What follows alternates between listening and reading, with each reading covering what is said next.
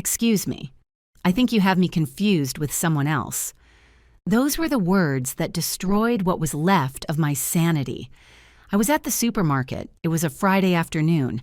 I was buying tomatoes and onions to make soup. It had been 6 months since I buried my husband, 6 months since I saw Henry's casket go down into the earth, 6 months since my life split in two.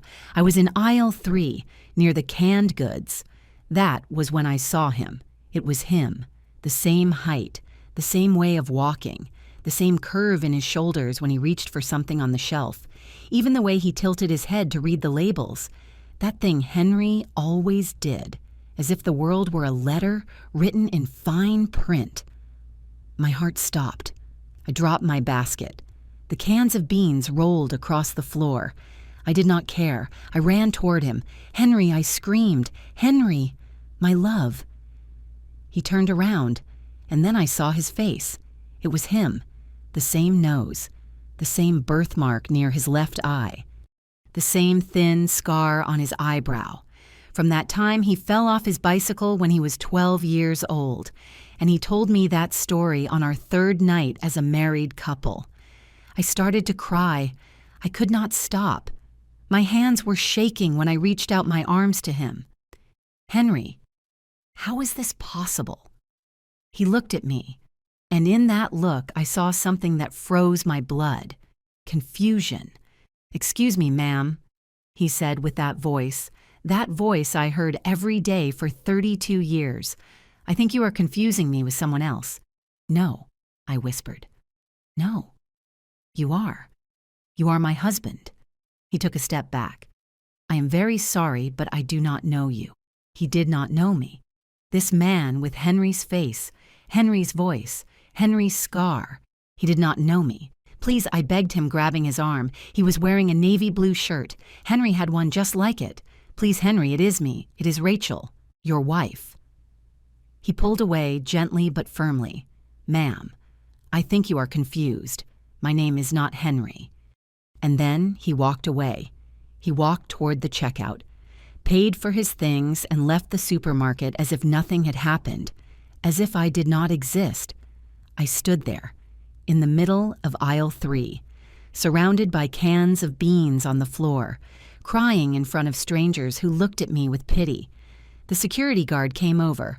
"Are you okay, ma'am?" "No." I was not okay, because I had just seen my dead husband walking through the aisles of a supermarket, and he did not recognize me that night in my empty house.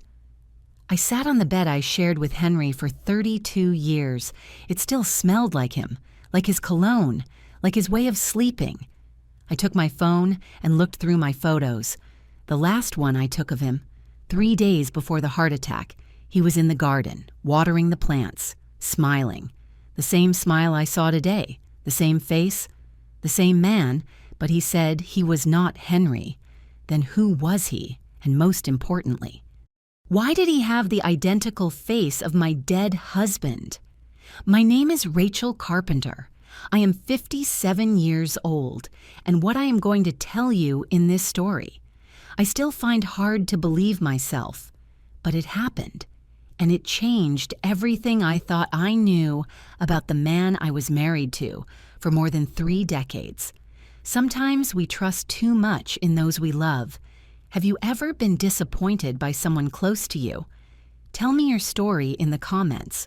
I want to read it. I did not sleep that night. How could I? Every time I closed my eyes, I saw him walking down that aisle, turning toward me, saying those words that broke me for the second time. "I think you are confusing me with someone else." I got up at 3 in the morning and went to the living room. I poured myself a glass of water and sat in the armchair where Henry used to fall asleep watching football. His folded blanket was still on the arm of the sofa. His slippers were still next to the coffee table. 6 months. 6 months since that morning when I walked into the bedroom and found him lying in the bathroom. The heart attack had killed him while he was getting ready for work. He did not even have time to scream. The doctor told me it was instant, that he did not suffer. But I did suffer. I suffered every day since then. I suffered when I had to choose the casket. I suffered when my children cried at the funeral. I suffered when I closed his closet and packed his clothes because I could not bear to see them. I suffered every night sleeping in this house that suddenly felt too big and too silent. And now I was suffering again, but in a different way. Because either I was going crazy or something impossible had happened in that supermarket. I took my phone. My hands were shaking when I opened the photo gallery. I looked for the last photo of Henry, the one I took 3 days before he died. There he was, smiling, with his plaid shirt that he liked so much, with that birthmark near his left eye, with that scar on his eyebrow. I zoomed in on the image. The scar. The same scar I saw today on that man's face. Henry told me the story of that scar on our honeymoon. We were 25 years old and we were in Florida, lying on the sand, looking at the stars. I traced the thin line with my finger and asked him how he got it. I fell off my bicycle when I was 12. He told me. I was going down a steep street in my neighborhood, wanting to impress some friends. I lost control and crashed into a pole. My mom almost died of fright when she saw me come home with my face full of blood.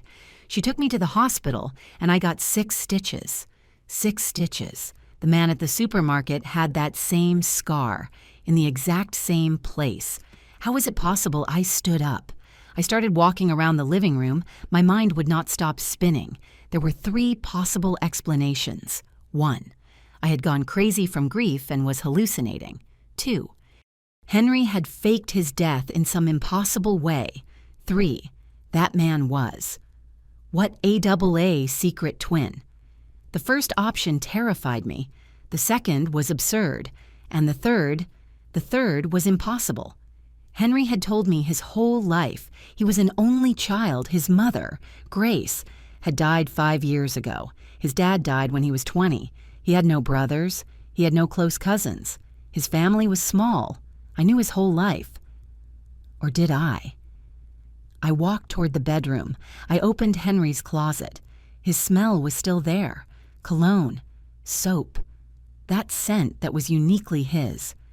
I started going through his things. His shirts, his pants, the box where he kept his watches, the shelf where he had his folded ties. I do not know what I was looking for. A sign, a proof, something to tell me that I was not going crazy. And then I saw it, at the bottom of the closet. Behind the shoe boxes we never moved. There was a cardboard box I did not recognize. I pulled it out. It was dusty, heavy. I sat on the floor and opened it. Inside were papers, old documents, yellowed photographs. I took out the first photograph.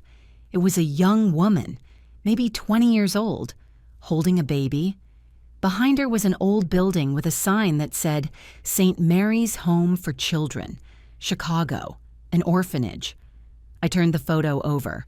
On the back, with faded handwriting, it said Lily, 1967, Lily, Grace, Henry's mom.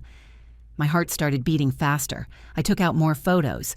One of them showed the same woman, a little older, standing in front of a church holding a small boy by the hand. The boy would be about 5 years old. Dark hair, big eyes, Henry.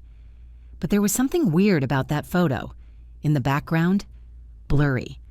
Another person could be seen, a boy of the same age, with the same dark hair. I grabbed a magnifying glass that Henry kept on his desk. I went back to the photo and examined it. The boy in the background looked like the boy holding Grace's hand. Too similar. My hands started to shake. I took another document out of the box. It was a birth certificate. Henry Carpenter, born August 15, 1967, Chicago, Illinois, mother Grace Miller, father unknown, father unknown. Henry had never told me that. He always told me his dad was named Robert Carpenter and that he had died when he was 20. I never met him. I never saw photos of him. Henry said his mom had kept few things after he died. But this birth certificate said father unknown. I kept searching in the box. I found a newspaper clipping, old, yellowed, from 1967. The headline said, St. Mary's Home for Children celebrates successful adoption program. More than 30 children find families this year. Underneath was a group photo of babies and small children with the nuns of the orphanage. And in the bottom corner of the photo, marked with a circle in pencil that could barely be seen, was a baby. Next to the circle, with shaky handwriting, someone had written, "My two boys." My two boys. No, my boy too. I sat on the closet floor for hours, surrounded by papers and photographs, trying to understand what I was seeing. Henry had been adopted. That was clear now.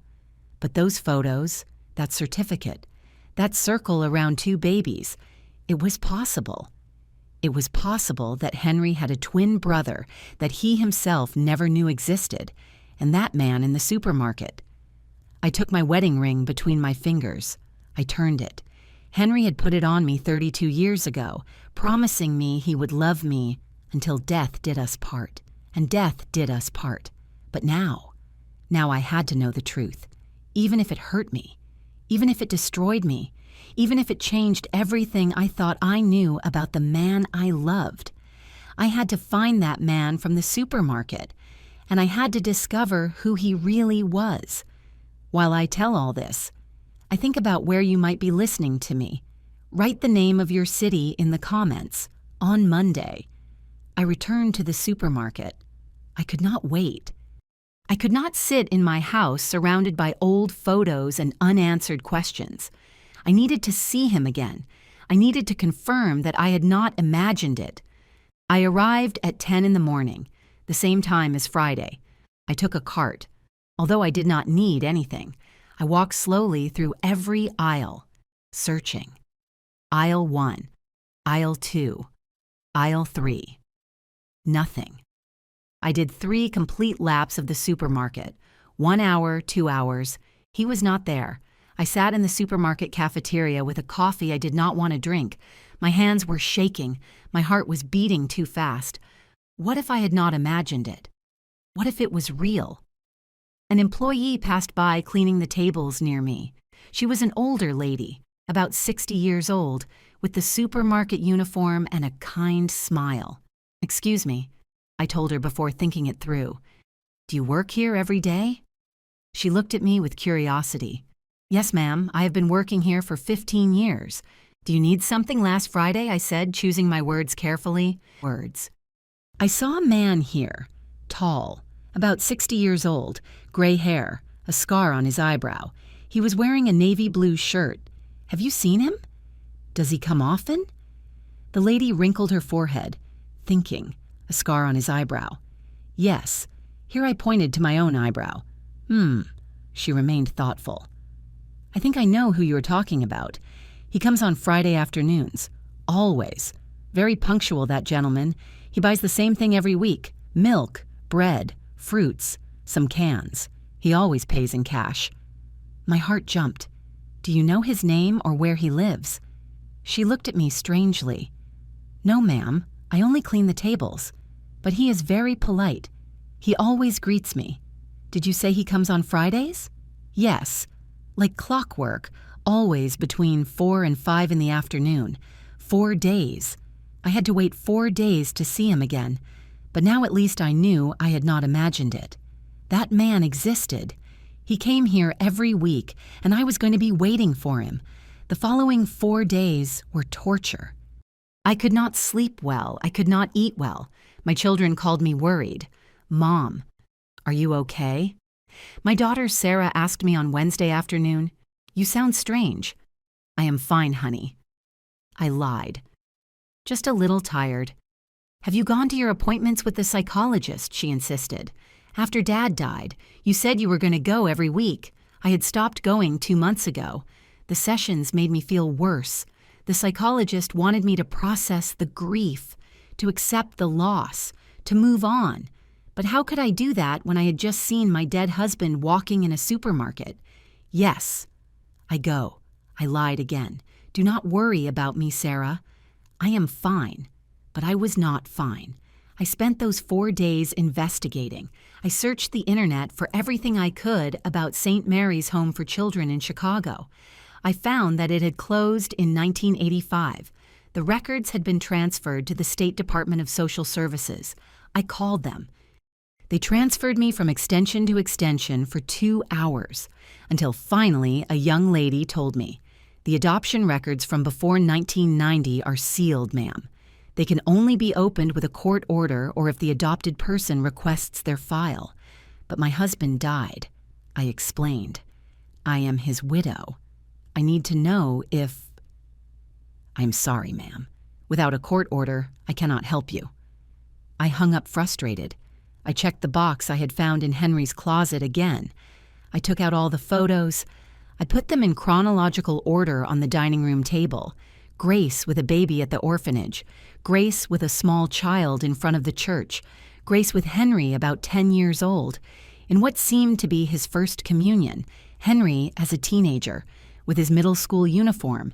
Henry as a young man, maybe 20 years old, next to his mom at a party. A complete life documented in photographs. But in none of them did his father appear. In none of them did that Robert Carpenter appear, who supposedly had died when Henry was 20. Everything had been a lie. Or maybe Grace had lied to Henry. Maybe she never told him he was adopted. Maybe she took that secret to the grave. And if Henry had a twin, if that man in the supermarket was his brother, where had he been all these years? Why did they never meet? Why were they separated? So many questions, and only one way to find the answers. Return to that supermarket on Friday. On Friday, I arrived at 3 in the afternoon, an hour before he appeared, according to the cleaning lady. I sat in the cafeteria, with a view of the main entrance. I ordered another coffee I was not going to drink. I put my phone on the table, with the last photo of Henry open. I looked at it every 5 minutes, comparing the same eyes, the same nose, the same mouth, at 3:30. My heart was already beating so fast I thought I was going to have a heart attack. At 10 to 4, I saw him enter. It was him. He walked straight to the carts. He took one. He started walking toward the fruit aisle. I stood up. My legs were shaking. This time, I was not going to run toward him screaming like a crazy woman. This time, I was going to be smarter. I followed him at a distance. He took apples. He put them in a bag. He took bananas, oranges. He moved calmly, without rushing, like someone who has an established routine. He walked toward the dairy aisle. He took milk, yogurt. I followed him 3 meters behind, pretending to check products on the shelves. He had not seen me yet. He went to the canned goods aisle. He took 2 cans of tuna, a can of beans, tomato sauce, and then, as if he felt someone was watching him, he turned. Our eyes met. I saw the recognition on his face. He did not recognize me, but he did recognize that I was the woman from last Friday, the crazy woman who had confused him with someone else. He took a step back. "Please," I said quickly, raising my hands to show I was not a threat. "Please, do not go. I just want to talk to you." He looked to the sides, as if looking for help. "Ma'am, I already told you last week that I do not know you." "I know," I said, approaching slowly. "I know, and I believe you. But I need you to listen to me for just a minute, please." He hesitated. I saw in his eyes that he was considering simply leaving. "My husband died 6 months ago," I said fast, before he could escape. "His name was Henry Carpenter, and you are identical to him." He frowned. "There are many people who look alike, ma'am." "Not like this," I insisted. "You have the same scar as him. Here." I pointed to my eyebrow, in the exact same place, the same birthmark near the left eye, the same face, the same voice. He unconsciously touched his scar. "Does that not mean—" "Were you adopted?" I asked directly. The change in his expression gave me the answer before he could speak. Surprise, discomfort, and something else. "Fear that is none of your business," he said finally, with a tense voice. "My husband was also adopted," I said, "from an orphanage in Chicago, St. Mary's Home for Children in 1967. I saw his face turn pale. "How do you know?" "Because I found documents," I said. "Photos, a birth certificate. And I think you and my husband were brothers." He shook his head. No, that's impossible. Why? Because I have no brothers. I was born alone. They told me when I asked for my adoption file 20 years ago. Are you sure? I pressed. Did you see the complete file? Did you read everything? He tightened his hands on the handle of the cart. They told me my biological mother left me at the orphanage, that she was alone, that she could not take care of me. That is all I know. And your date of birth, I asked, with my heart in my throat. He looked at me with distrust. Why do you want to know that, please? I begged. Just tell me your date of birth. There was a long silence. Finally, he said, August 15th, 1967. The world stopped. The same date as Henry, the same day, the same month, the same year. My God, I whispered. He had realized it too. I saw how his face changed, how the slow and terrible understanding began to break through in his mind. No, he said, shaking his head. No, that cannot be. What is your name? I asked with a trembling voice. He looked at me, and in his eyes I saw the same pain I felt. Robert, he said finally. My name is Robert. Robert, the name of Henry's fictional father, the name Grace had invented to hide the truth. And suddenly, everything made sense. Grace had not lied about the name Robert. She had used that name to remember the son she had to leave behind. The twin brother Henry never knew existed. Robert looked at me with the same eyes as Henry, with the same expression of confusion and pain I saw in my husband so many times when life hit him hard. I think we need to talk, I said softly. He nodded slowly, still in shock. Yes, he said with a hoarse voice. I think so.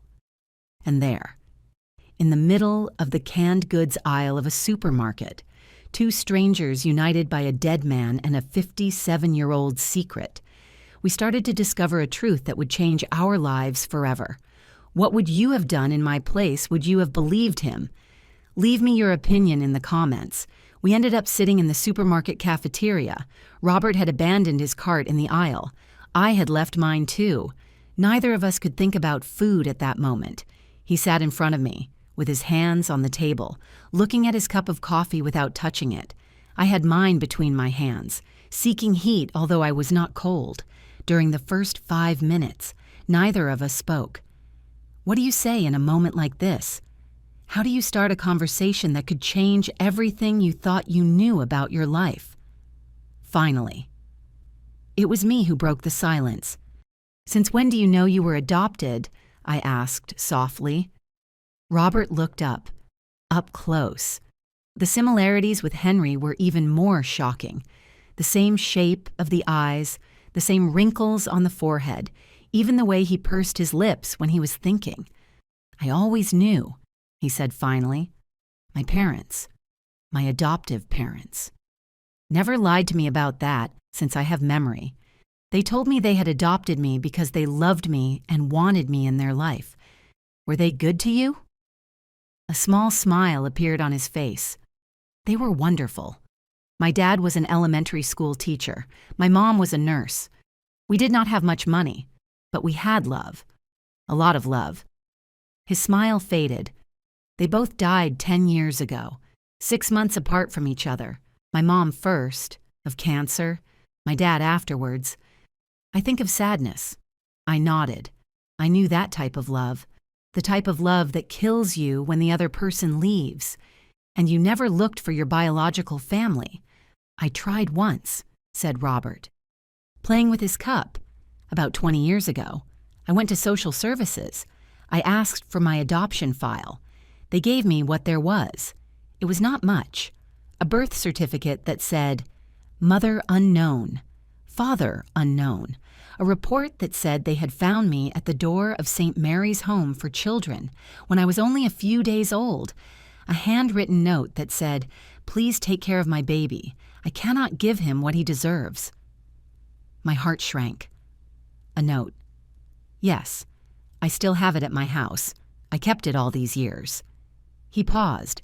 They told me that probably my mother was very young, that maybe her parents forced her to leave me, that in those times, a single woman with a baby, well, You know how it was. Yes, I knew. The 60s. The stigma. The shame. Families that hid their pregnant daughters or sent them away. And they never told you that you might have a brother, never. In the file, it said nothing about that. And when I asked if there was more information, they told me no. That the records of the orphanage were incomplete. That many documents had been lost when the place closed. I took out my phone. I opened the photo of Henry. I put it on the table between us. This was my husband, Henry. Robert looked at the photo, and I saw how his face changed, how disbelief gave way to amazement, how his eyes filled with tears he tried to hold back. It is like seeing myself in a mirror. He whispered, I know. When did he die 6 months ago? A heart attack. It was very fast. He did not suffer. Robert ran his finger over the phone screen, zooming in on the image. Did he know he was adopted? I shook my head. No, and I did not know either until last week. I found a box hidden in his closet, documents, old photos, a birth certificate that said father unknown, everything he had never told me. Why do you think his mother, his adoptive mother, did not tell him I do not know, I admitted. Grace, his mom, died 5 years ago. I never had a chance to ask her. But I think maybe she was afraid of losing him, afraid that if he knew the truth, he would want to look for his biological family, or maybe she herself did not know the whole story. Robert leaned back in his chair, running his hands through his hair, a gesture Henry did when he was stressed. I do not even know what to think. I know, me neither. All my life I thought I was alone in the world, he said with a broken voice, that I had no blood family, that no one had wanted to stay with me, and now you tell me I had a brother, a twin brother, and that he already died, that I am never going to be able to meet him. Tears finally rolled down his cheeks. He did not try to wipe them away. I extended my hand across the table. He took it, and in that moment, he was not a stranger. He was Henry's brother. He was family. I am sorry, I said. I am very sorry you both went through this, that they separated you, that you never had the chance to meet. Robert squeezed my hand. What was he like, Henry? What was he like as a person? I smiled through my own tears. He was good, so good, hard-working. He loved his garden. He spent hours on Sundays watering his plants, pruning his rose bushes. I laughed softly. He always said plants do not judge you, that they only need water, sun, and patience. I like gardening too, said Robert with surprise. I have a small garden at my house. I grow tomatoes, peppers, herbs. Henry grew tomatoes, I said, amazed. Really? Yes. Every year he planted tomatoes, and we always had too many. He gave them to the neighbors. Robert laughed. A sad but genuine laugh. I do the same. My neighbors already know that in summer they are going to receive bags of tomatoes. We stayed in silence, assimilating that small connection, that invisible thread that had united two brothers who never met. Did he have children? Asked Robert. 2. Sarah and Michael. Adults now. Sarah is 30. She is a lawyer. Michael is 28. He is an engineer. They both live here in the city. Have you told them about me? Not yet. First, I wanted to be sure. I paused. I wanted to meet you first. Robert nodded. And you, I asked. Do you have family? Something crossed his face. Sadness. I was married, he said slowly. 16 years. But we divorced 8 years ago. It was difficult. We could not have children. We tried for years. Treatments, doctors, nothing worked, and that destroyed us. She blamed me. I blamed myself. In the end, there was nothing left between us but resentment. I am sorry. Me too. He shrugged. After the divorce, I focused on my work. I am an accountant. I have my own small office. I work from home most of the time, and that is all. My life is simple, quiet. sometimes too quiet. I looked at this man in front of me, this man who shared the same DNA as Henry, who had his same quirks, his same passions, his same loneliness. Because Henry also felt lonely sometimes, although he never admitted it. I saw it in his eyes when he thought I was not looking. That sadness of someone who feels something is missing, but does not know what. Maybe it was this. Maybe it was that brother he never met, that half of himself that was torn away before he could even remember it. We need more answers, I said finally. We need to know what really happened, why they separated you, if your biological mother is still alive. Why did Grace adopt only Henry and not both? How are we going to find that out? Asked Robert. You said yourself the records are sealed. Then we will get a court order, or we will look for someone who worked at that orphanage. Someone has to remember. Someone has to know. Robert looked at me with a mixture of hope and fear. Why are you doing this? I am a stranger to you. Because my husband deserves for us to know the truth, I said firmly, and because you deserve to know your history. And because, my voice cracked, because when I saw you in that supermarket, for a moment, Henry was alive again, and I know it sounds selfish, but I am not ready to let him go completely yet. Robert nodded slowly. I understand. I am not ready to let go of the possibility of having had a brother either. We sat there for another hour, sharing stories. He told me about his childhood in a small town where he grew up, about how his dad taught him to ride a bike, about how his mom sang him lullabies when he was sick. I told him about Henry, about how we met at a party when we were 24, about our small wedding in a church downtown, about our children, about 32 years of marriage that passed too quickly. And while we talked, I started to see not only Henry and Robert, but Robert himself, a kind man, a lonely man, a man who had spent his whole life feeling he was missing something without knowing what it was. Maybe I could give him that. Maybe I could give him the family he never knew he had. And maybe he could give me something too. Not a replacement for Henry. No one could replace him. But maybe a connection, a reason to move on, a way to keep my husband's memory alive. When we finally got up to leave, it was already dark outside.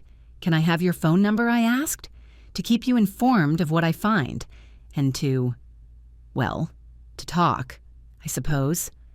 Robert smiled, that smile of Henry's that melted my heart. I would like that. We exchanged numbers. We left the supermarket together. He walked toward an old but well-maintained car, a blue sedan.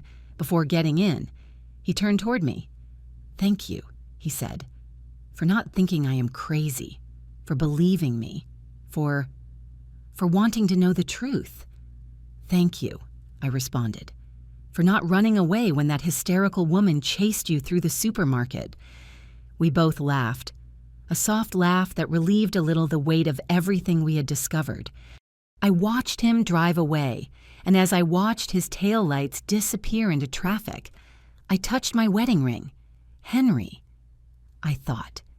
I do not know if this is a sign from you or just a cruel coincidence of the universe, but I found your brother, and I am going to discover what happened to you both. I promise you.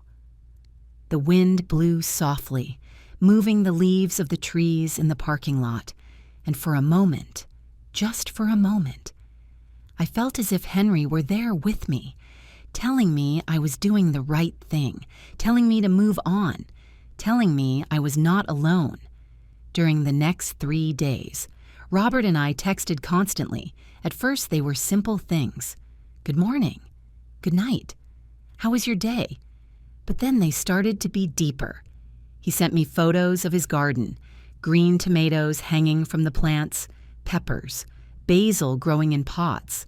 I sent him photos of Henry, of our wedding, of our children when they were small, of the garden Henry had cultivated for years, and in every photo, Robert saw something familiar, a posture, an expression, a way of smiling. It is like seeing a life I could have had. He wrote me one night, It is like seeing a version of my husband I never knew.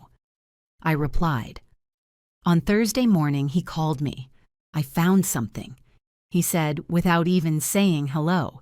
His voice sounded shaky.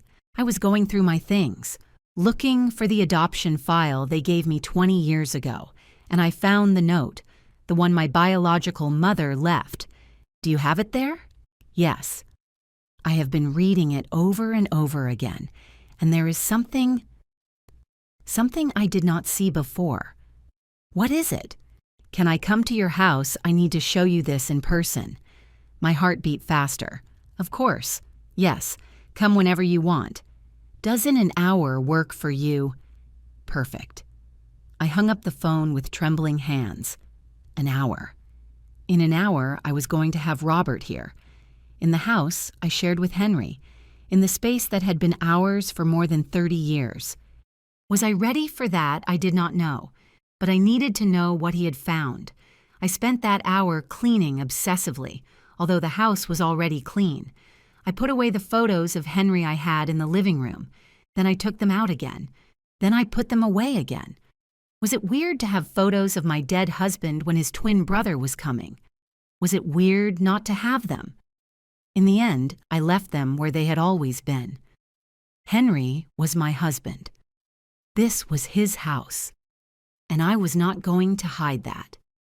When the doorbell rang, I almost jumped off the couch. I opened the door. There was Robert, in jeans and a white shirt, holding an old manila envelope in his hands. Hello, he said softly. Hello, come in. He entered slowly, looking around. I know he was seeing the house where his brother lived, where his brother died. It is nice, he said. Thank you. Would you like some coffee, please? We went to the kitchen. I made coffee while he sat at the table. The same table where Henry and I had breakfast every morning for years. I poured his cup. I sat in front of him. What did you find? I asked. Robert opened the envelope. He took out a yellowish paper, folded carefully. He put it on the table between us. This is the note, he said. I leaned in to read it. The handwriting was shaky, feminine, of someone who had been crying while writing. It said, please, take care of my baby. I cannot give him what he deserves. His father does not want to know anything about us. My family has kicked me out of the house. I have no job. I have no money. I am barely 17 years old, and I do not know how I am going to survive myself, much less take care of a child. Please give him a good family, a family that loves him, a family that gives him everything I cannot. His name is Robert. Please do not change it. It is the only thing I can leave him. God bless you for taking care of him. LM. I read the note 3 times. LM, I said finally. Do you have any idea who it could be when they gave me this note 20 years ago? The girl at social services told me the initials probably corresponded to Lily Miller. That was the name that appeared in some documents of the orphanage as the mother who had left me there. Lily Miller, Grace Miller, Henry's mom's maiden name. My God, I whispered. But here is what I did not understand until now, said Robert, pointing to the note. It says, my baby, singular. It does not say my babies. It does not mention there were 2. Maybe she did not know she was going to have twins. That is what I thought too. But then I looked at this. He took another paper out of the envelope. It was a copy of his birth certificate. My date of birth is August 15th, 1967, but it says I was born at 2:30 in the afternoon at the General Hospital of Chicago. I took out my phone. I opened the photos of Henry's box. I found his birth certificate. Henry says he was born on August 15th.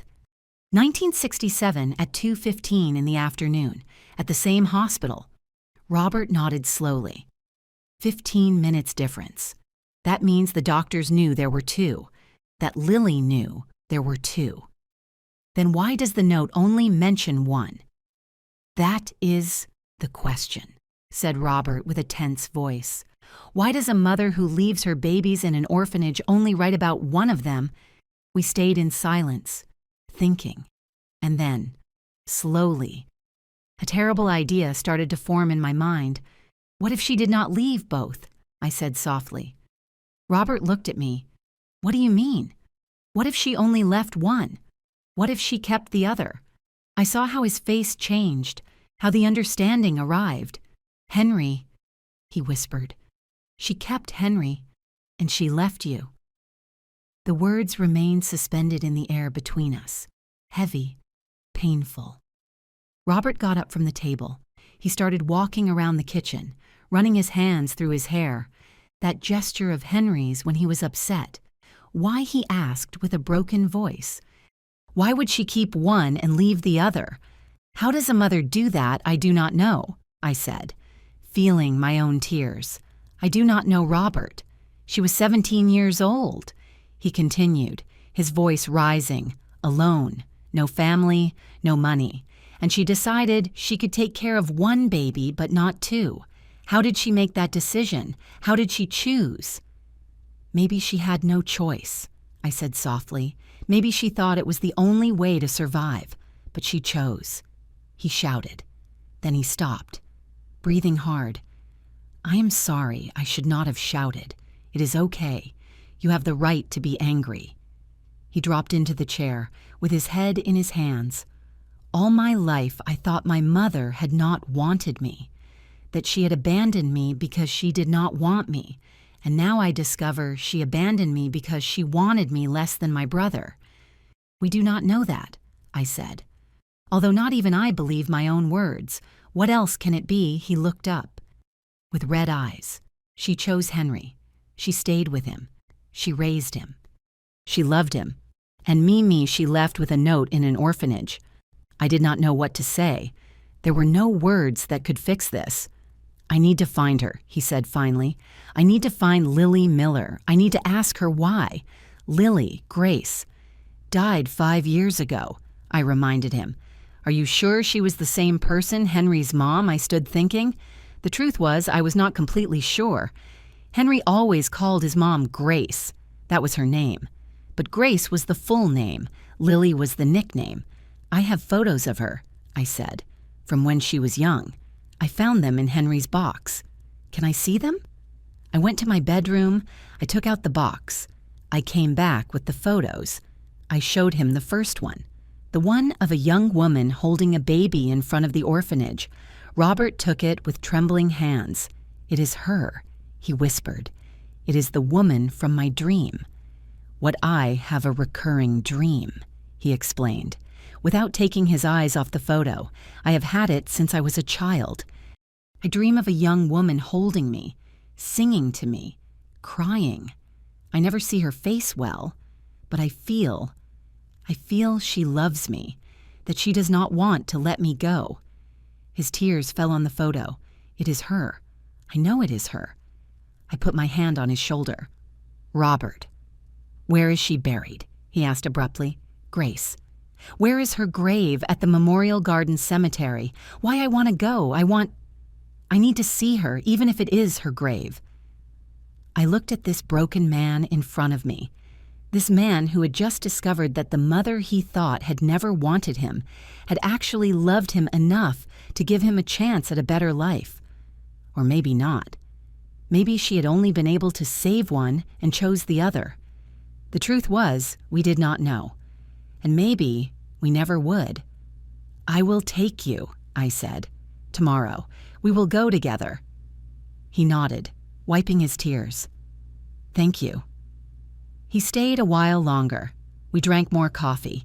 We talked about lighter things. I showed him more photos of Henry, photos of his children, of our life. And little by little, I saw how Robert calmed down, how the pain became a more manageable sadness when he finally left. It was already night. I walked him to the door. See you tomorrow, I said. Yes, tomorrow. He paused. Rachel, thank you for this, for helping me, for not treating me as if I were crazy. You are not crazy. You are hurt. There is a difference. He smiled sadly. Henry was lucky to have you. I was lucky to have him. I watched him walk away again, and as I closed the door, I felt something strange in my chest. It was not the sharp pain of loss I had felt for 6 months. It was something different. Something almost like hope. Hope that maybe, just maybe, something good could come out of all this pain. That night, before sleeping, I sat on the bed with the photo of young Grace holding a baby. I looked at it for a long time. "Why did you do it?" I whispered to the photo. "Why did you separate them? Was it out of necessity? Out of love? Out of desperation?" The photo, of course, did not answer, but somewhere in my heart I wanted to believe that Grace had done the best she could, that she had loved her 2 sons, and that leaving one had been the most painful decision of her life, a decision she took to the grave without ever telling Henry the truth. I touched my wedding ring. Tomorrow I would take Robert to meet his mother, even if it was 57 years late, even if it was just a tombstone with a name. It was something. And sometimes something is better than nothing. Friday dawned cloudy. I woke up early, before the sun came up. I had not slept well. All night I dreamed of crying babies, of a young woman who had to choose, of 2 identical boys in separate cribs. I got up, made myself a coffee, and sat in the kitchen waiting for it to be 9 in the morning. That was the time I had agreed to pick up Robert at 8:30. My phone rang. It was Sarah, my daughter, Mom. "Are you okay?" I felt guilty. I had been so absorbed in all this that I had ignored my calls. "Sorry, honey, I was. Busy with what, Mom? You are worrying me. For a week now, you have been acting strange." I took a deep breath. I had to tell them. Sarah and Michael. They had the right to know that their father had a twin brother. "Can you come to the house tonight?" I asked. "Bring Michael. I need to tell you something important." "Are you sick?" Her voice sounded alarmed. No, it is not that. It is about your dad. I discovered something you need to know." There was a silence. "What is it tonight?" "I will explain everything tonight. Can you both come at 7? "Okay," she said, still sounding worried. "We will be there." I hung up the phone just as the doorbell rang. Robert had arrived. I opened the door. He was dressed in black pants, black shirt, as if he were going to a funeral. Maybe he was, in a sense. "Good morning," he said. His voice sounded tired. He had dark circles under his eyes. It was obvious he had not slept either. "Good morning. Do you want a coffee before we go?" "No, thank you, if you do not mind. I prefer to go right away." "Sure. Let me get my keys." The drive to the cemetery took 20 minutes. We went in my car. Robert was in the passenger seat. Looking out the window without saying anything, I did not speak either. What do you say in a moment like this? When we arrived at the cemetery, I parked near the entrance. There were few people.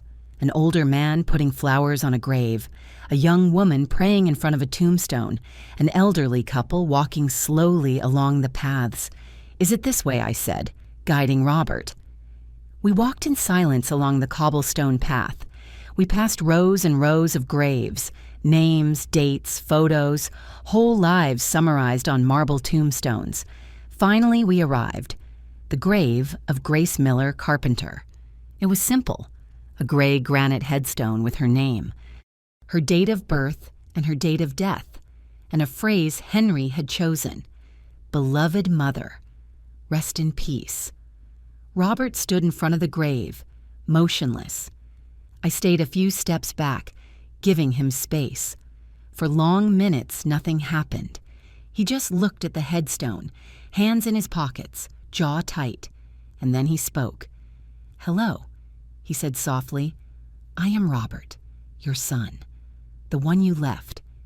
His voice broke on the last word. "I do not know if you can hear me. I do not know if it matters after so many years, but I need to say this." He took a deep breath. "I need you to know that I had a good life, that my adoptive parents loved me, that I was happy, that I do not hate you for leaving me."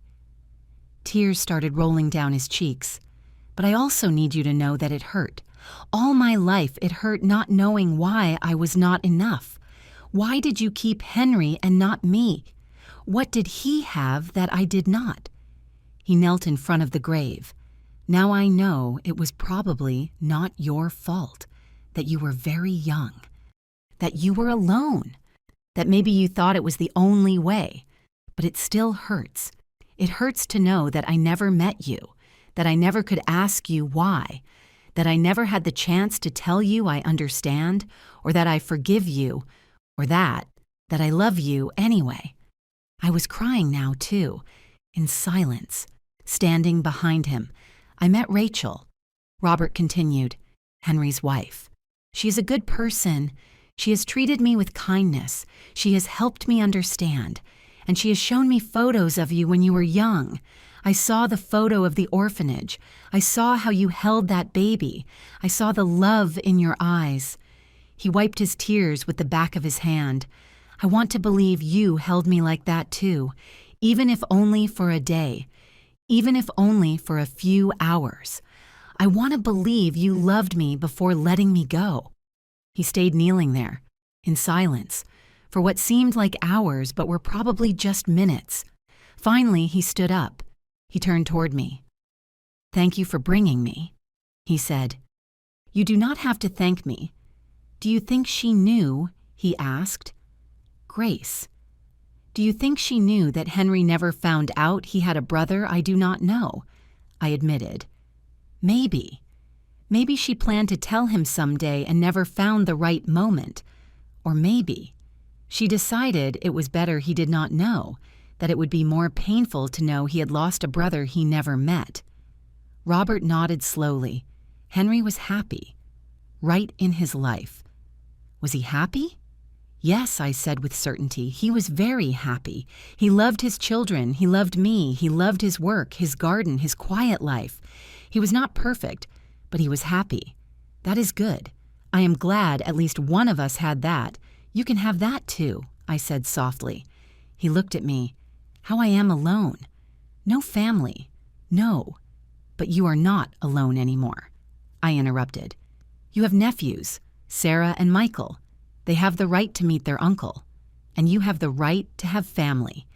Do they know about me? I am going to tell them tonight. They are coming to my house, and I would like you to be there so they can meet you. Robert stayed silent, processing this. Are you sure I do not want to impose on your family? You are not imposing. You are part of this family. You always were, even if no one knew. He nodded, with eyes shining with new tears. But this time, they were not tears of pain. They were of something else, something that looked like hope. We stayed a while longer at the cemetery. I knelt in front of Grace's grave and spoke to her too. Hello, Grace, I said softly. I know Henry loved you. He always talked about you with such affection. He said you were the best mother in the world, and I think you were. You did what you thought was right, and thanks to you, Henry had a beautiful life. I paused, but Robert also deserves to be remembered. He deserves to be part of this story. So I am going to make sure he is. I promise you. I put fresh flowers on the grave, yellow roses, Grace's favorites, according to Henry. When we left the cemetery, the sun had come out, the clouds had cleared a little. Are you hungry? I asked. I know a place nearby that makes delicious pancakes. Robert smiled, a small but genuine smile. I would love that. We went to a small diner that Henry and I used to visit. It hurt a little to enter without him, but it also felt good to take Robert, as if it were a way to keep the connection alive. We ordered pancakes, coffee, hash browns, and while we ate, we talked. Not about heavy things, not about Grace or secrets or pain. We talked about simple things, about his work as an accountant, about my years as a teacher before retiring, about his plants, about my grandchildren. And I realized something. I liked Robert. Not just because he looked like Henry, not just because he was his brother, but because he was a good person, kind, thoughtful, with a good sense of humor that came out when he felt comfortable. "You know," he said at some point during the meal, "when I saw you for the first time in that supermarket, I thought you were crazy. A woman crying and screaming at me that I was her dead husband. It was terrifying." I laughed. I must have looked like a crazy woman. "I'm sorry for that." "Do not be sorry," he said with a smile. "If you had not done that, if you had been calmer, I probably would have run away and never discovered all this." "That is true.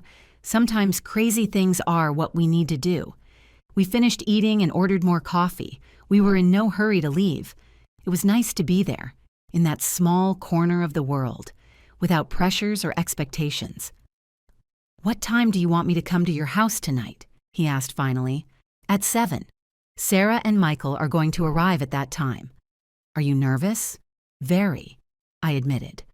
"I do not know how they are going to react. It is a lot to process. It has been a lot for you, too," Robert pointed out. "And you have handled it incredibly well. I do not know if incredibly well is the right description. I have cried every day of the last week, but you kept going. You investigated, you found me, you helped me. That requires a lot of strength." His words warmed my heart. "Thank you," I said softly. "No, thank you for everything." We stayed looking at each other across the table, and in that moment I felt something I had not felt in a long time. It was not romantic attraction. Not yet. It was connection, understanding, the feeling that someone really sees you and accepts what they see. We paid the bill and left the restaurant. The sun was shining completely now. It was a beautiful day. "See you at 7 then," I said when we arrived at where his car was parked. "At 7. He confirmed. "And Rachel?" "Yes. Thank you. For everything. For this day. For making me feel I belong somewhere." "You always belonged," I said, just that no one had realized it. I watched him drive away. And while I drove back home, I thought about everything that had happened in the last week. A week ago, I was alone in my empty house, drowning in my grief for Henry. Now I had Robert. I had a mystery to solve. I had a reason to get up every morning. It was not the same as having Henry back. Nothing could replace that. But it was something. And like I had told Robert, sometimes something is better than nothing. That afternoon, I prepared the house for the meeting. I cleaned, I made coffee, I put out cookies, and I took out all the photos, the ones from Henry's box, the ones of Grace, the birth certificate, Lily's note. Everything was going to come to light tonight, and I did not know how my children were going to react. I only knew they deserved the truth, the whole truth, even if it hurt. I still wonder if I did the right thing by looking for answers. And you? What would you have done in my place at 7 o'clock sharp? The doorbell rang. It was Sarah and Michael. I opened the door, and there were my 2 children, Sarah in her lawyer suit, just out of work, Michael in jeans and a casual shirt, his engineer uniform. Mom, Sarah said, hugging me. "You had us very worried. I know, honey. Come in, sit down. I am going to explain everything." They went into the living room. They sat on the sofa, side by side, looking at me with concern. "What is wrong?" Mom asked Michael. "Sarah told me you discovered something about Dad." I took a deep breath. "Where to start? A week ago," I began.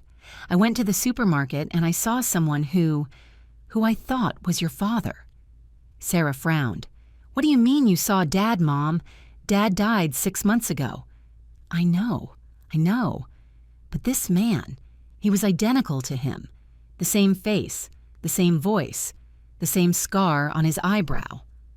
Michael and Sarah looked at each other, worried. Mom said Michael softly, "Have you been taking your medications? Have you gone to your appointments with the psychologist?" "I am not crazy," I said firmly, "and I am not hallucinating. This man is real. And it turns out he is your father's twin brother." Silence. Sarah was the first to speak. "What, your father had a twin brother?" His name was. His name is Robert, and we never knew about him because they were separated at birth. Henry was adopted by your grandmother, Grace, and Robert was adopted by another family. That is impossible, said Sarah. Standing up, Dad would have told us. Grandma would have told us. Grandma never told your father he was adopted. I explained. I found documents hidden in your father's closet, birth certificates, photos of the orphanage, a note from his biological mother. Let me see, demanded Sarah, her lawyer instinct taking control. I went to the dining room table where I had put everything. I brought the box. I put it in front of them. Michael and Sarah started reviewing the documents.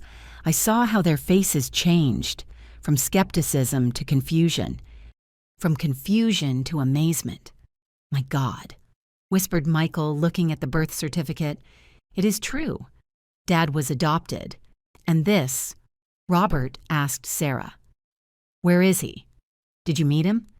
Yes, I met him. We've been talking all week, investigating, trying to understand what happened. And what happened? Asked Michael. I told them everything. About Lily Miller, about how she had twins at 17, about how she apparently kept Henry and left Robert at the orphanage, about the note, about the grave. When I finished, they were both silent. This is... Sarah could not find words. It is too much. I know. Why did he never tell us? Asked Michael with a broken voice. Why did Dad never tell us he was adopted? Because he never knew, I said softly. Grandma never told him, and when she died, the secret died with her. Until now, said Sarah. Until now. The doorbell rang again. The three of us turned toward the door. That must be Robert, I said. I asked him to come, so you could meet him. Now, exclaimed Sarah. Mom, this is too fast. We have not even processed. I know, but he is so alone, and you are his family. The only one he has left. I went to open the door. Robert was there, with a bag in his hands and looking nervous. Hello, he said. I brought a pie. I did not know if it was appropriate, but... It is perfect, I said, smiling. Come in. I took him to the living room, and I saw the exact moment when my children saw Robert for the first time. The shock on their faces, the disbelief, the recognition, because there he was, an exact copy of their father, standing in their living room. My God, whispered Sarah. It is. You are. Identical to Dad. Finished Michael standing up.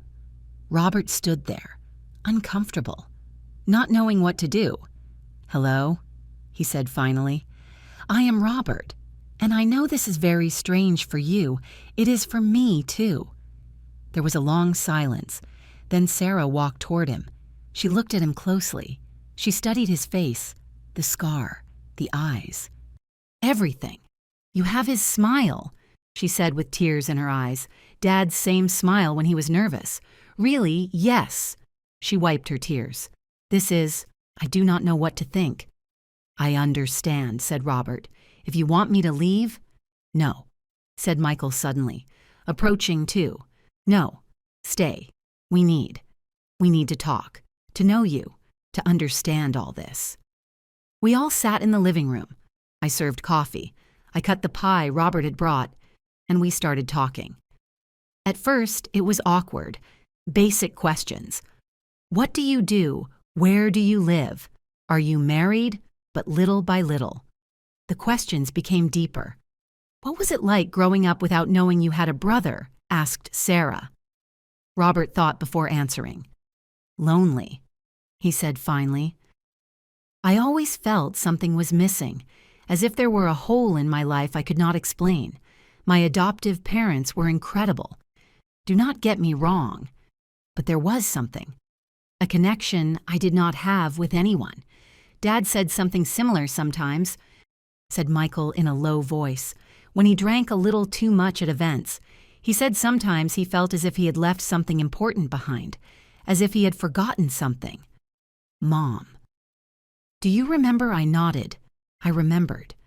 Henry had those moments of inexplicable melancholy. Maybe we felt each other, said Robert. Maybe on some deep level we knew we were missing the other. Twins have that, said Sarah, who had started Googling on her phone. There are studies on twins separated at birth. Many report feeling an inexplicable connection, similar dreams, similar tastes, even physical pain at the same time. Really? Asked Robert. Yes, it is fascinating. Sarah looked at him with renewed curiosity. Do you have any allergies to shellfish? Why Dad too? Said Michael. He was allergic to shrimp. Once his whole face swelled up in a restaurant. The same thing happened to me when I was 22, said Robert.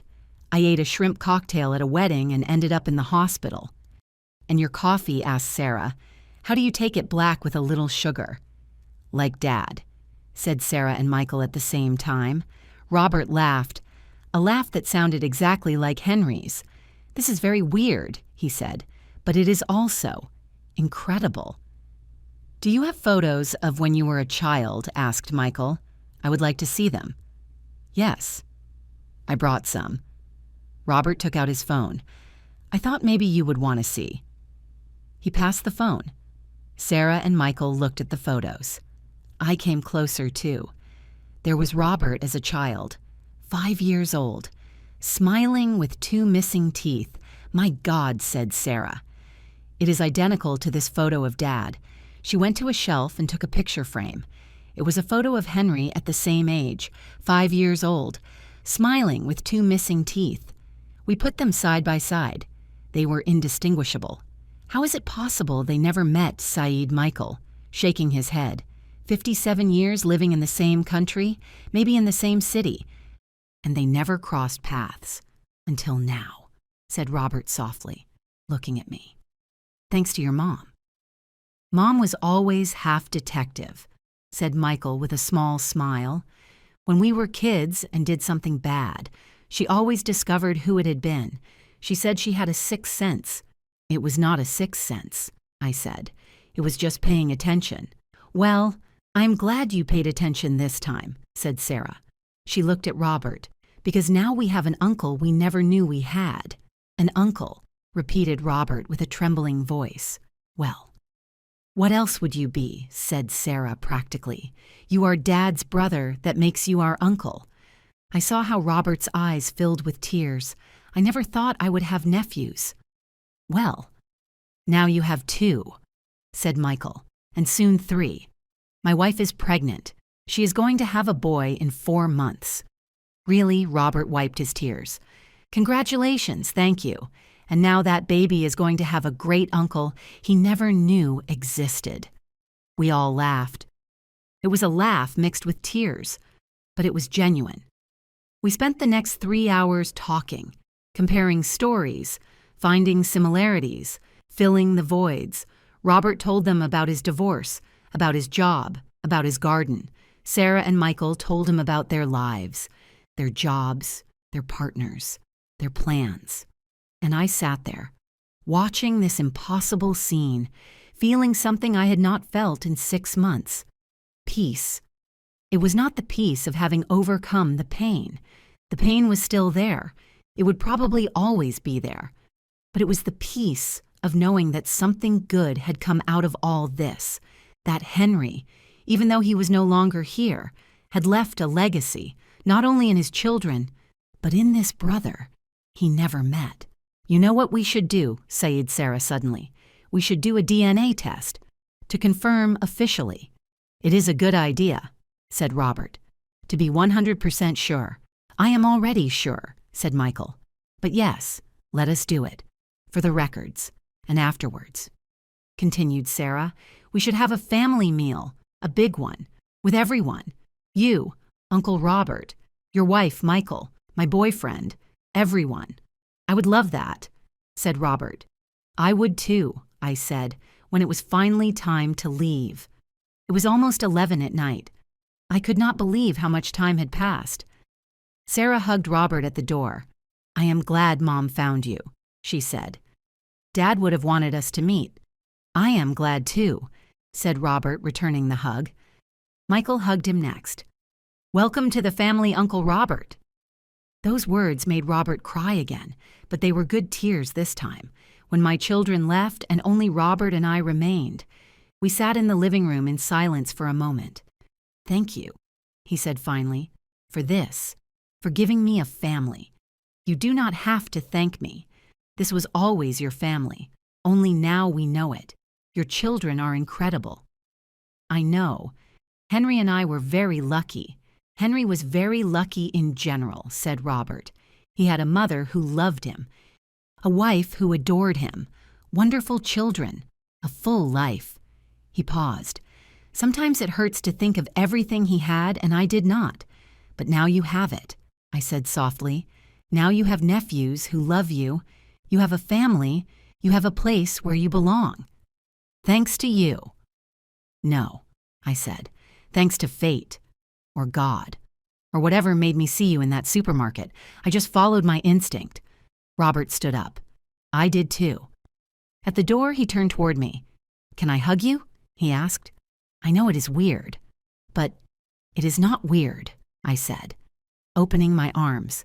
We hugged, and for a moment, with closed eyes, I allowed myself to imagine it was Henry, that it was my husband saying goodbye one more time. But when I opened my eyes, it was Robert. And that was okay too. "Good night, Rachel. Good night, Robert."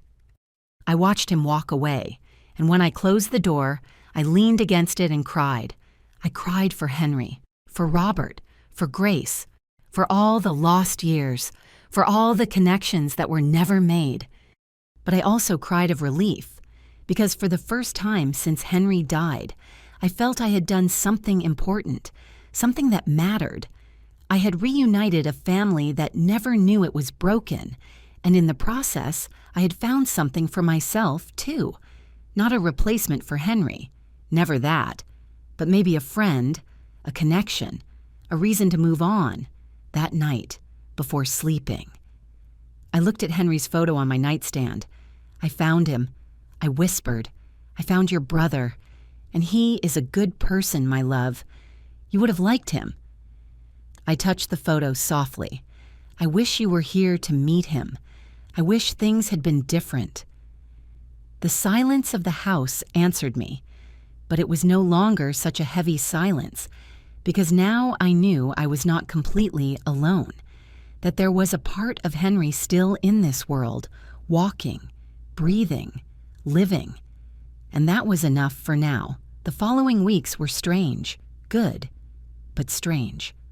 Robert started coming to the house regularly. At first, it was once a week. On Sundays, it became our tradition. I cooked, he brought dessert, and we spent the afternoon together. Sometimes Sarah and Michael came too. Sometimes it was just the two of us. And slowly, very slowly, I started to know Robert not as Henry's brother, but as Robert. I discovered he liked reading mystery novels, that he collected classical music vinyls, that he had learned to play guitar when he was young, but he had stopped after the divorce. "Why did you stop?" I asked him one Sunday while we washed dishes together. "Because she hated the sound," he said with a sad smile. "She said it gave her a headache, so I put the guitar in the closet and never took it out again." "That is sad. Many things in that marriage were sad." He shrugged. "But it is over. It does not matter anymore." "Is the guitar still in the closet?" "Yes." "You should take it out," I said. "Life is too short not to do the things you love." I knew it well. Henry died at 57. Just when we were planning our retirement, just when we were going to start traveling, doing all those things we always said we would do someday. The someday never came. "You are right," said Robert thoughtfully. "Maybe I should." 2 days later, he sent me a video. It was him playing the guitar, an old song, Moon River. "Henry loved that song," I replied. "Beautiful." "Your brother would have loved to hear you play," he replied. Maybe in some way he did hear me. I like to think so, that Henry was somewhere, watching all this, and was happy that his brother and I had found each other, a month after the day he met Sarah and Michael. Robert invited me to his house for the first time. He lived in a small house on the outskirts of the city, nothing fancy, but well kept, with a garden in front full of plants. "Your garden is beautiful," I said when I arrived. "Thank you. It is my therapy." He showed me his tomatoes that were huge and red. "Look at these. They are heirloom variety. I planted them 3 months ago. Henry also planted heirloom tomatoes," I said, touching one of the plants. He said they tasted better than the ones from the supermarket. "They are right. You have to taste them." He cut 2 ripe tomatoes. "We are going to use them for lunch." He invited me in. The house inside was simple. Functional furniture, but without much decoration. Few paintings on the walls, few photos. It was the house of someone who lived alone and did not receive many visitors. "Sorry for the mess," he said, although there was no mess. Everything was clean and tidy. "It is perfect," I said. He made me lunch, pasta with the tomatoes from his garden, fresh basil, olive oil, simple but delicious. We ate at his small kitchen table, with a view of the garden through the window. "Do you feel lonely here?" I asked without thinking it through. Then I regretted it. "I am sorry. I should not have—" "No, it is okay." He interrupted me. "Yes, sometimes I feel lonely, especially at night, but I got used to it after the divorce. I preferred being alone to being with someone who made me feel worse. I understood that. I knew widows who had remarried quickly because they could not stand the loneliness, but I never could imagine myself with anyone other than Henry. And you asked Robert, 'Do you feel lonely in your house all the time?' I admitted. The house is too big for one person. There are too many memories, too many empty spaces. Have you thought about selling, moving to something smaller?" Sarah suggested it. "But I cannot. That house is. It is where Henry lived, where we raised our children. Selling it would feel like betraying him." Robert nodded. "I understand. I felt like that with my wedding ring. After the divorce. I took it off, but I kept it in a drawer. I could not throw it away. It was like throwing away 8 years of my life. Even if those years were not happy, they were still mine." "Do you still have it?" "Yes. In a box along with other things I do not know what to do with. Photos, letters, souvenirs of a life that no longer exists." We stayed in silence for a moment, 2 people carrying their own pains, their own losses. "You know what is the hardest part?" he said finally. "It is not the loneliness itself. It is not having someone to share the small things with, like when you make a joke and there is no one to laugh, or when you cook something good and there is no one to taste it, or when you see something interesting on the street and you turn to comment on it but there is no one there." "Yes," I whispered, "exactly that." "Henry was lucky to have you," said Robert, looking at me, "to have someone to share all that with for 32 years. I was lucky to have him." After lunch, Robert showed me the rest of his house, his small office where he worked, his simple bedroom, and in a room at the back, his music room. There was his collection of vinyls, hundreds of them organized alphabetically, and in the corner, on a stand, his guitar. I took it out. He said, touching it gently, "After your message, I cleaned it, I changed the strings, and I have been playing again. I am glad. Do you want to hear something? I would love to." He sat down and started playing. Another old song, "Stand By Me." I closed my eyes and listened, and for a moment, I felt as if Henry were there with me, not literally, not in the form of a ghost or spirit, but in the music, in his brother's hands playing those strings, in the memory of all the times Henry and I danced to that song in our living room. When he finished playing, I had tears in my eyes. "I am sorry," I said, wiping them away. "It is just that song was special for you and Henry." "Yes." We danced to that song at our wedding. Robert put the guitar aside. He sat next to me on the small sofa in the music room. "Rachel, there is something I have wanted to ask you, but I have not known how. What is it?" "Is it okay," he asked softly, "that I am here?" that we have formed this friendship. Does it not feel as if you were replacing Henry? I thought carefully before answering. At first, I admitted, I felt guilty, as if being with you were betraying his memory, because you look so much like him, you sound so much like him. Sometimes, when I am not paying attention, for a second I think you are him. I know I have noticed. But, I continued, little by little I have realized that you are not Henry. You are Robert, and although you look alike, you are different. You are quieter, more introspective, more musical. Henry was more practical, more direct, more earthy. And is that okay, that I am different? It is more than okay, I said, because I do not want a replacement for Henry.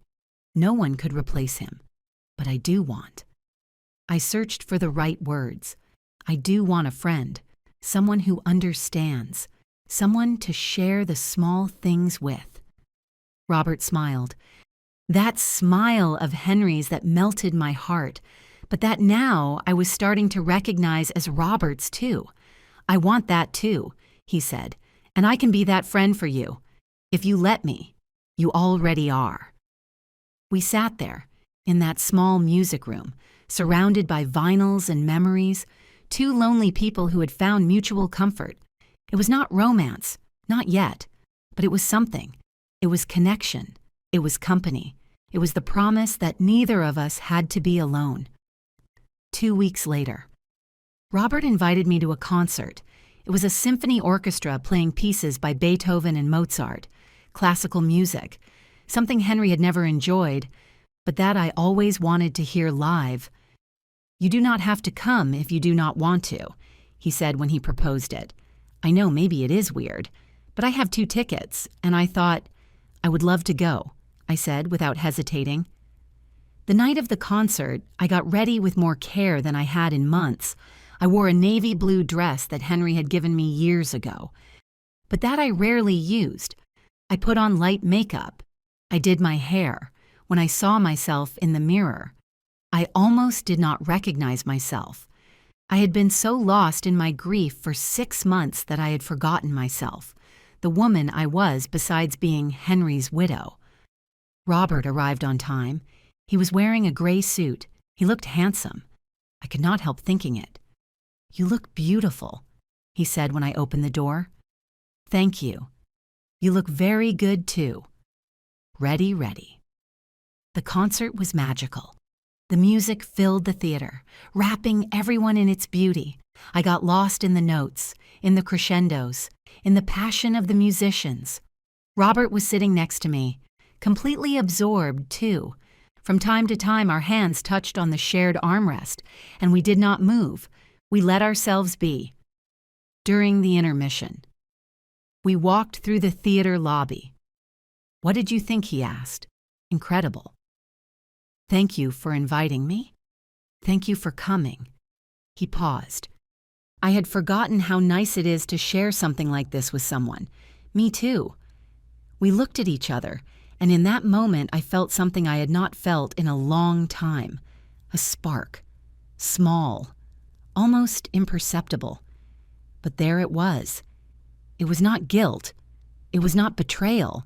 It was just possibility. The possibility that maybe, just maybe, life had not ended when Henry died. The possibility that maybe there was still joy to be found, moments to live, connections to make, not now, not yet, but someday, maybe, after the concert. Robert took me home, at the door, before saying goodbye. He said, Rachel, there's something I want you to know.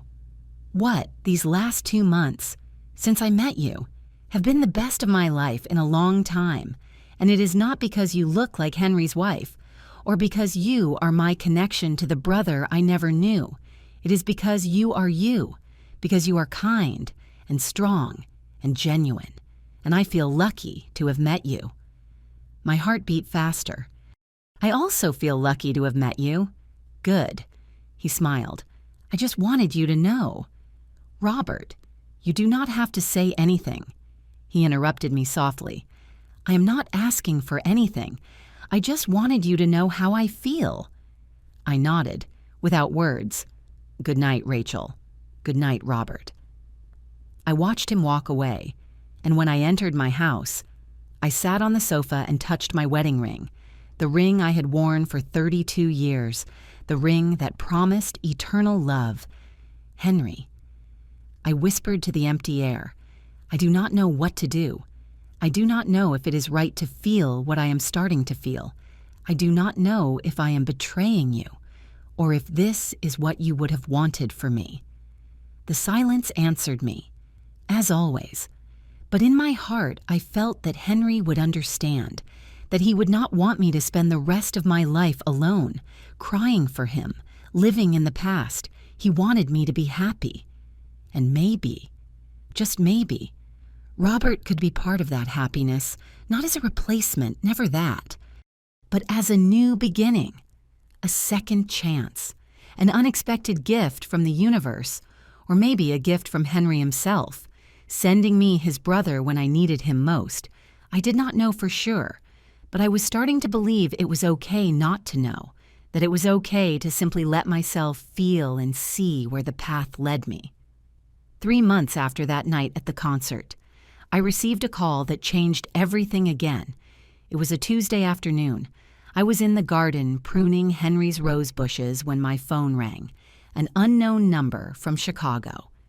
"Hello," Mrs. Rachel Carpenter asked an older female voice. "Yes, it is me. My name is Sister Catherine. I call from the Convent of the Sisters of Mercy in Chicago. I work with the historical records of St. Mary's Home for Children." My heart accelerated. "Yes. How can I help you? Well, it is rather me who can help you. A few months ago, someone from social services contacted me saying you had been looking for information about an adoption from 1967. The Miller twins." "Yes," I said, almost breathless. "Yes. I have been looking for information. I found something you might want to see. Could you come to Chicago? There are documents I cannot send by mail. They need to be seen in person." What kind of documents? "Letters. From Lily Miller. She wrote several letters before dying. They are in our archive. They were never delivered because... Well, I will explain that when you come. I will be there," I said without thinking. "When can I go? Whenever you like. I am here every day. I will go this weekend." "Perfect. I will wait for you here, Mrs. Carpenter." I hung up with trembling hands. Letters. Lily had written letters. I immediately called Robert. Did they find something I said as soon as he answered? "A nun in Chicago. She says she has letters from Lily." "What?"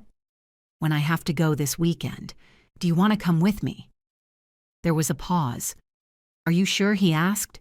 "Maybe those letters say things that..." That hurt. "I know, but we need to know the truth, the whole truth." "You are right." He took a deep breath. "Yes, I will go with you." On Saturday morning, we left for Chicago. It was a 4-hour drive. Robert drove. I was in the passenger seat, nervous, looking out the window. We talked little during the trip. We were both lost in our thoughts, wondering what we were going to find. We arrived at the convent at noon. It was an old building, with stone walls and a quiet garden full of flowers. Sister Catherine received us at the door. She was a woman of about 70 years, small, with thick glasses and a kind smile. "Mrs. Carpenter, I presume." "Yes, and he is Robert." The sister looked at Robert. Her eyes widened. "My God," she whispered, "you must be one of the twins." "Yes, sister. You look so much like..." She stopped. "Come in, please. I have a lot to show you." She took us to a small office full of files and old boxes. On the desk was a manila folder. "Sit down," she said. Pointing to 2 chairs in front of the desk, we sat down. She opened the folder. "Before showing you the letters, I need to tell you the complete story, so you understand the context." "Okay," I said. Lily Miller arrived at St. Mary's Home for Children in July 1967. She was 17 years old and 7 months pregnant. Her family had thrown her out of the house when they discovered her pregnancy. The baby's father, a boy from her school, denied the son was his. Robert tightened his hands on his legs. Lily had nowhere to go, continued the sister. So she came to us. We gave her shelter, food, a safe place to have her baby. Did you know they were twins, I asked? Not until the moment of birth. Back then, there were no ultrasounds like now. When the first baby was born, we thought that was it. But 15 minutes later, the second one was born. Henry and me, said Robert in a low voice. Yes, 2 perfectly healthy boys, identical, beautiful. And what happened next? I asked. The sister sighed. Lily was devastated. She was 17, no money, no family, no support, and now she had 2 babies. She did not know what to do. She spent 3 days in the orphanage infirmary, crying nonstop, holding her babies. My heart broke imagining that scene. On the 4th day, continued the sister, she came to talk to me. I was very young then. I had just taken my vows. Lily told me she could not take care of 2 babies, that she could barely take care of 1. She asked me if we could help her find an adoptive family for one of the children. Only for one, asked Robert. Yes. She wanted to keep the other.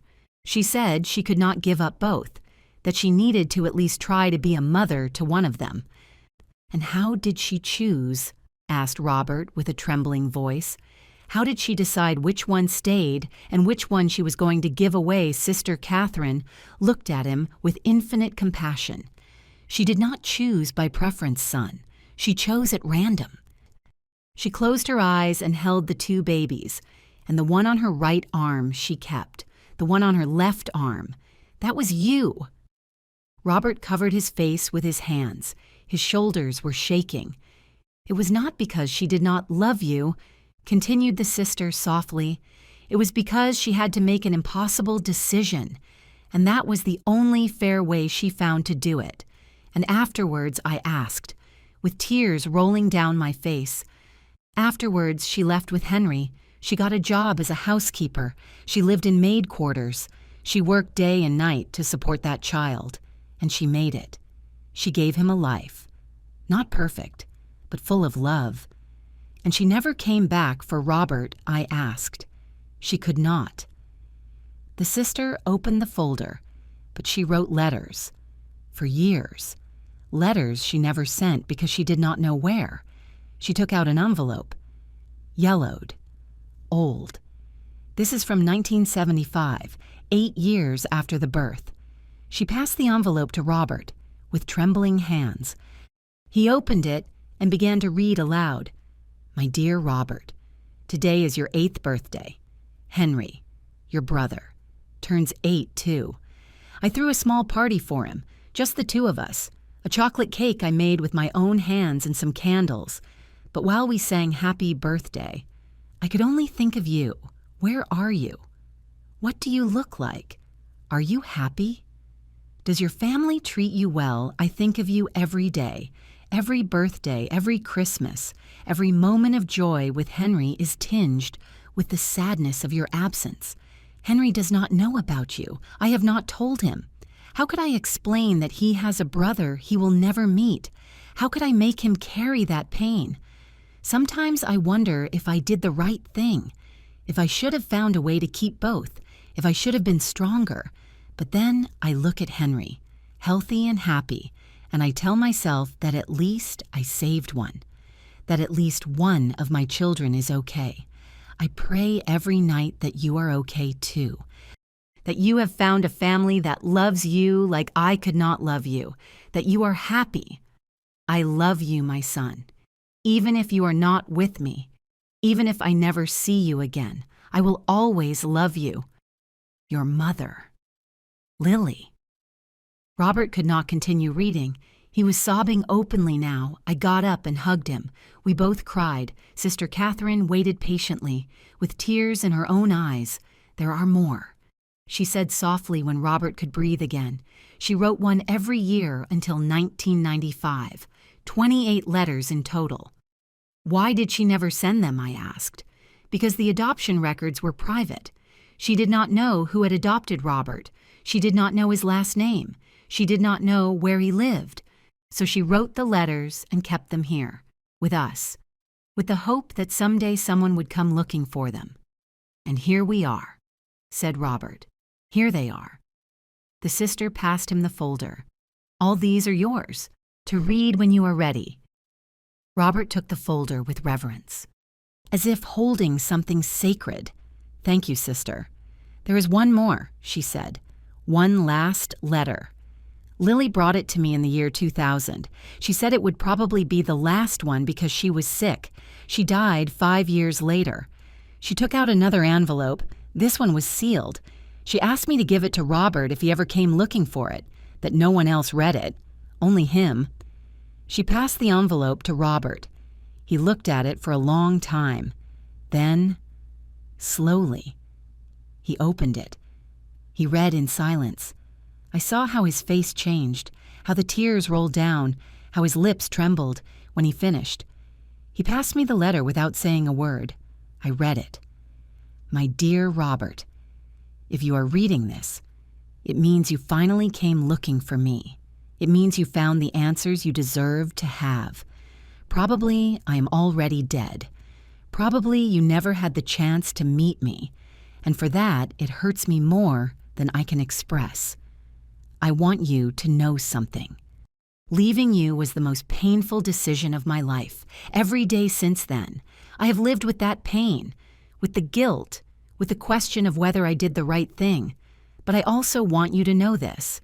I loved you from the moment you were born until the moment I left you. I loved you with all my heart, and I continued loving you every day after. I did not leave you because you were not enough. I left you because I wanted you to have a chance at a better life than I could give you. A family with money, with stability, with 2 parents. Henry also had a difficult life. We grew up in small rooms. We ate beans and tortillas most days. We never had luxuries, but we had love, and I hope that was enough for him. I wish I could have done the same for you. I wish I could have been your mother too, but I could not. And I had to live with that reality every day. If you have ever wondered why I abandoned you, the answer is, I did not abandon you. I freed you. I gave you the chance I could not give you, and I hope, with all my heart, that you had a happy life, that you were loved, that you fulfilled your dreams, because that was my dream for you. I love you, my son. I have always loved you. I will always love you. Your mother who never stopped thinking of you, Lily Miller. I folded the letter carefully and gave it back to Robert. We sat in that small office for a long time, in silence, processing, crying, healing. Finally, Robert spoke. Thank you, sister, for keeping these letters, for waiting all these years. It was the least I could do, said Sister Catherine. Lily was a brave woman. She did what she had to do to survive and to give you both a life. She deserves to be remembered with honor. She will be. I promised. I promise you. We left the convent with the folder of letters. Robert held it against his chest as if it were a treasure, because it was. It was the proof that he had been loved, that he had not been abandoned, that his mother had chosen him in the only way she could, with pain, but with love, in the car, on the way back home. Robert finally spoke. All my life I thought I was not wanted, he said, that I was not enough, and it turns out I was loved all along, just in a way I never knew.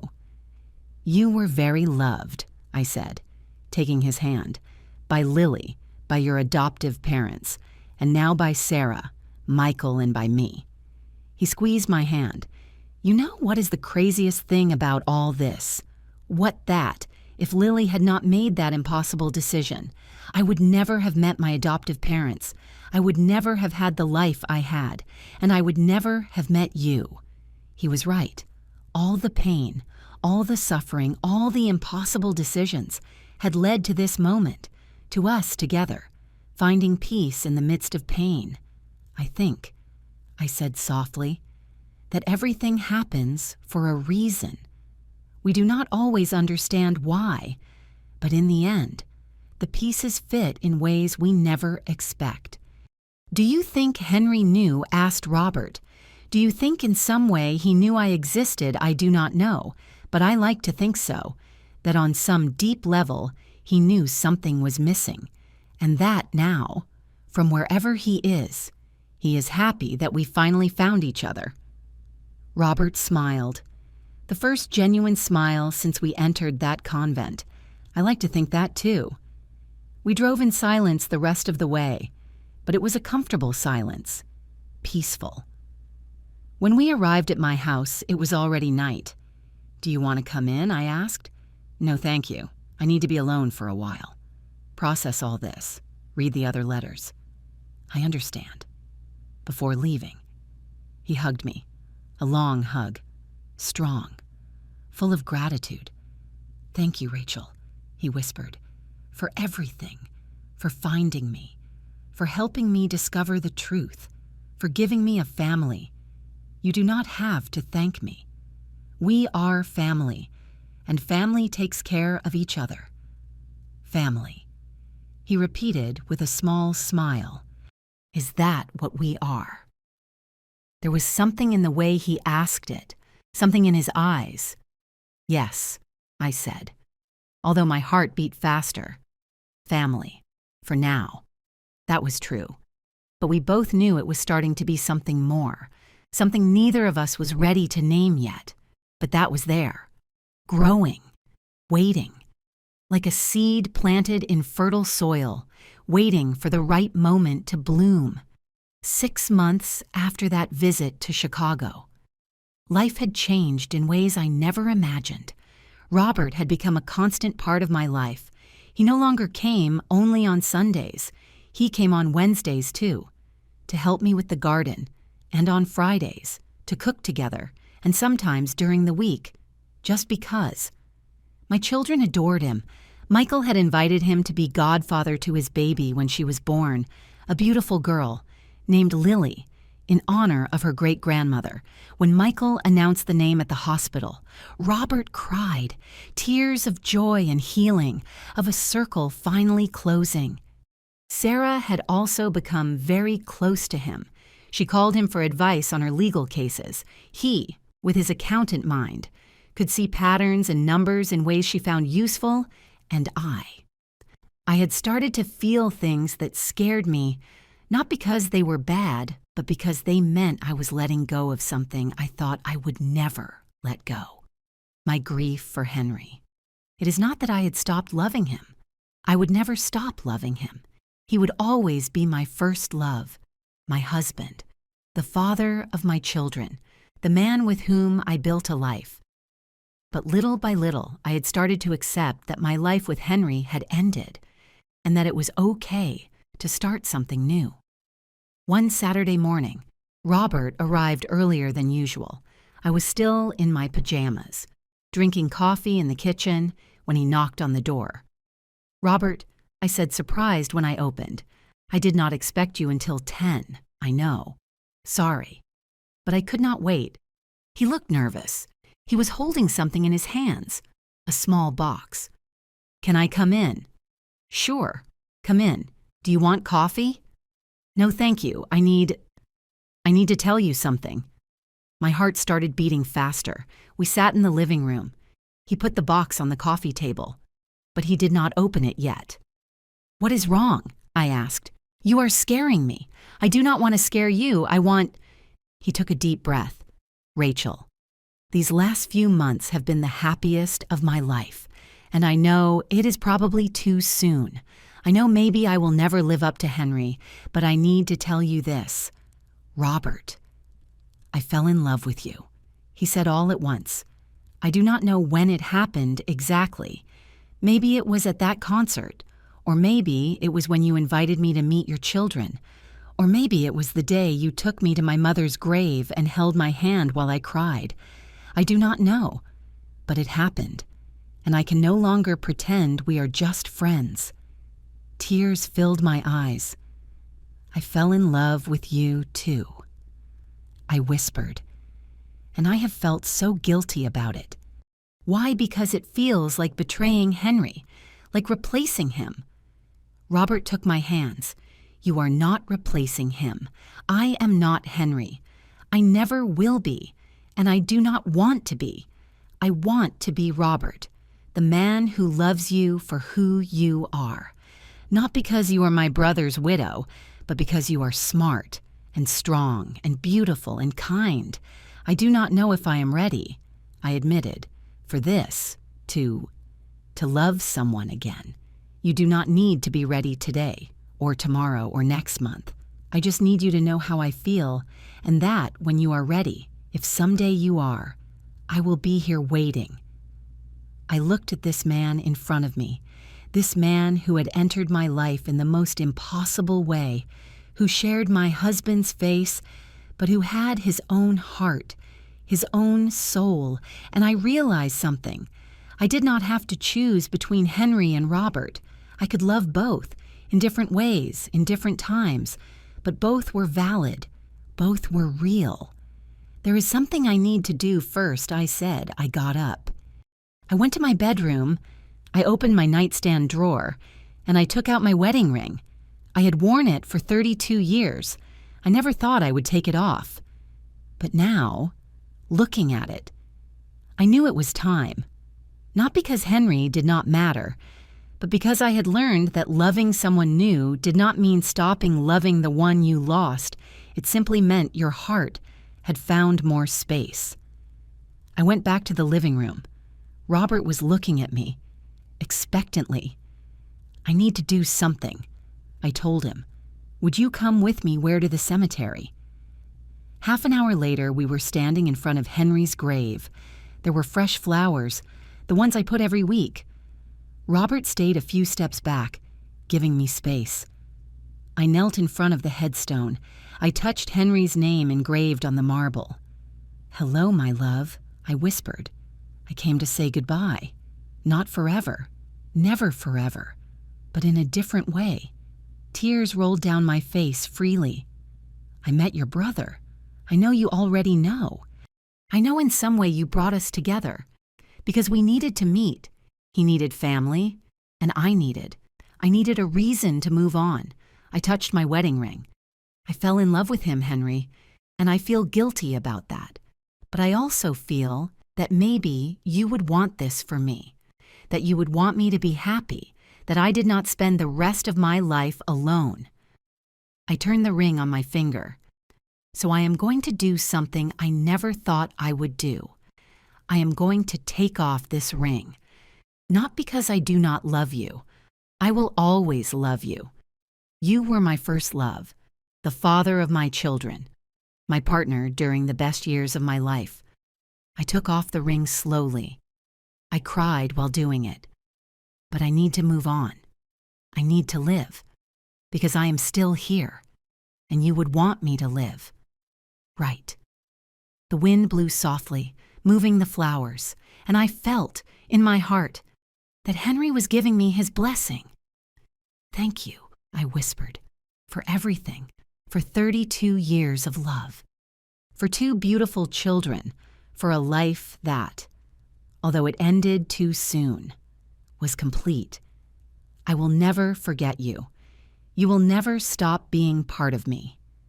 I kissed the ring, and then I put it in the small vase of flowers in front of the grave. But now it is time for me to find my own happiness again, and I think your brother can give me that, in a different way, but good, very good. I stood up. I wiped my tears. "I love you, Henry, always." I turned toward Robert. He had tears in his eyes, too. "Are you sure?" he asked. "I am sure." We walked back to the car holding hands, and although my heart still hurt for Henry, it also felt light, free, ready to love again. 3 months later. Robert and I were in my garden. He had brought new seeds, heirloom tomatoes, the same ones Henry used to plant. "Are you sure you want to plant them?" he asked. I know this was Henry's garden. It was Henry's garden, I said. But now it can be our garden. We do not have to erase his memory to create our own story. Robert smiled. That smile that no longer reminded me so much of Henry, but had started to be solely Robert's. We planted together. We dug the earth. We put the seeds. We watered them. And while we worked, we talked about our plans. Robert had decided to sell his house. It was too big for one person and was too far away. "Have you thought about where you would move?" I asked, although I had an idea. "Well," he said carefully, "I had thought. Maybe, if it is not too soon." "Yes," I said before he could finish. Yes, yes, can you move here if that is what you wanted to ask?" His face lit up. "Are you sure I do not want to pressure you?" "I am sure. This house is too big for me alone, and you spend most of the time here anyway. It makes sense. And your children." "What are they going to think? I already asked them. They think it is fine. In fact, Sarah said it was about time we stopped pretending we were just friends." Robert laughed. He pulled me toward him and kissed me. It was not our first kiss. We had our first kiss a month ago, one night after dinner, when conversation stopped and we simply looked at each other and knew it was the moment. But every kiss still felt special, still gave me butterflies in my stomach. "I love you, Rachel," he said against my lips. "I love you too, Robert." And I meant it. Not in the same way I loved Henry. It was different. But it was not less real.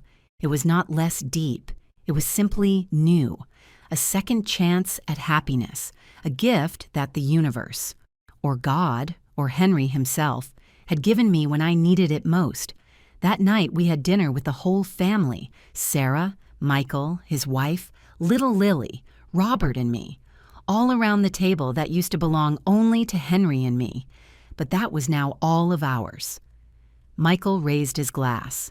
"A toast," he said, "to Uncle Robert, to Mom, and to Dad, who somehow brought us all together. To Dad." Everyone repeated. "And to second chances," I added. "To the love we lost and the love we found. To second chances," everyone said. We toasted, we drank, we laughed. And in that moment, surrounded by my family, with Robert's hand in mine, I felt completely at peace. It had been a year since that afternoon in the supermarket when I saw a ghost, a year since my life changed forever, and it had been the hardest year of my life, but also the most transformative. I had lost my husband, but I had found his brother. I had cried more than I thought possible, but I had also loved again. I had discovered painful secrets, but I had also found healing truths. And I had learned something important, that life does not end with loss. It only changes. That love is not finite. It can grow. It can expand. It can find new ways to exist. And sometimes the most painful endings lead to the most beautiful beginnings. I got up from the table for a moment. I went to the living room where we had family photos on the wall. There was Henry, at our wedding, with our children, in his garden. And now, next to those photos, there were new ones. Robert with Sarah and Michael, Robert holding little Lily, Robert and me in the garden. I had not erased the past. I had simply added to the future. And that was okay. More than okay. It was perfect. Robert came and stood next to me. "What are you thinking about?" he asked. "About how strange life is," I said. "About how the most impossible things sometimes turn out to be exactly what we needed. Like finding you in that supermarket. Like thinking I had seen a ghost when actually I had found the future." He hugged me from behind, resting his chin on my head. "Thank you for not running away," he said. "When you saw me that day, when you could have thought you were crazy and let it go. Thank you for chasing the truth. Thank you for not calling the police." I joked. "When a crazy woman chased you through a supermarket screaming the name of a dead man." We both laughed. And in that laughter, there was healing. There was joy. There was hope. The things I thought I would never feel again after Henry died. But here they were. Because life, I discovered, always finds a way.